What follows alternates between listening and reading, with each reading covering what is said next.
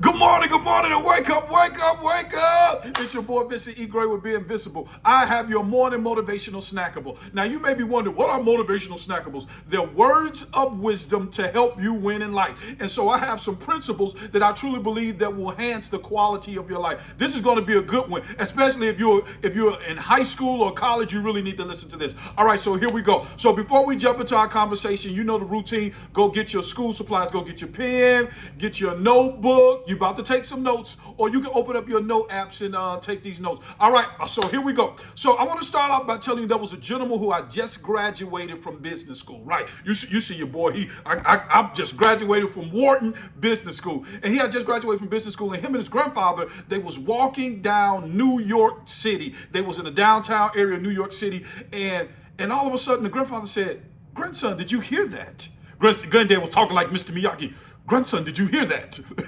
And so the grandson was like, "Hear what, Granddad?" He was like, "Did you hear that cricket?" And the grandson was like, "What, the cricket cell phone?" His grandfather said, "Quit playing with me, boy. I'm talking about the insect, the cricket." He's like, "Granddad, it's like 700 people around us. I can't hear no cricket." And the grandfather, he went bit down, and he picked up this cricket. And it was a cricket, this just a sheet of paper. It was a cricket that was making a cricket sound. And his grandson was like, "Man, Granddad, how could you hear a cricket and it's like 700 people around us?" And his grandfather, he went into his pocket and he pulled out some change.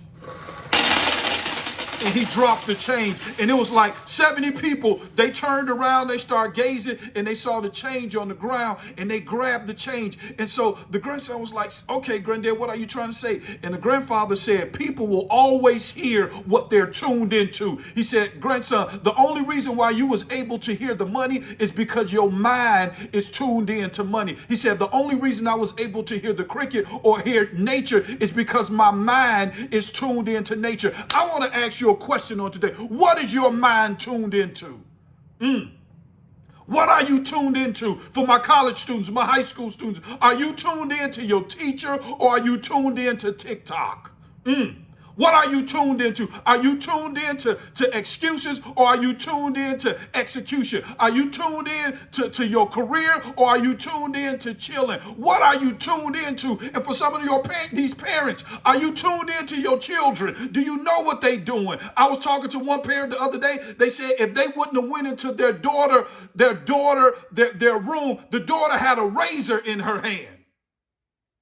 We not tuned in, we tuned out. What are you tuned into? That's the question on today. And for some of you all, are you tuned into your friends, or are you tuned into your future? Because at the end of the day, I can predict your future or your funeral just by looking at your friends. I'm going to say that again. I can predict your future or your funeral just based upon looking at your friends. What are you tuned into? See, when I wake up in the morning, I say two things to myself. The first thing I say to myself is, "Vincent, you can do this." But then I ask myself a question, "But will you?" And I want you to know that you can do this. But this is the question, will you? See, then there's also a lady who I just want to lift up today who changed my life. Her name was Joyce Myers. And Joyce Myers made a powerful quote that I want to grace you. All right, it's time to start taking notes. Real quick, I'm going to take 2 seconds for you to go and get your pen and write this down. I'm going to just stop. Now go. Okay, all right. So I want you to write this down. This is what Joyce Meyer said. Joyce Meyer said that champions sacrifice their today for a better tomorrow, while losers sacrifice tomorrow for a better today. Ooh, what is she saying? What she's saying is that champions, they make the hard decisions that invest into a brighter future.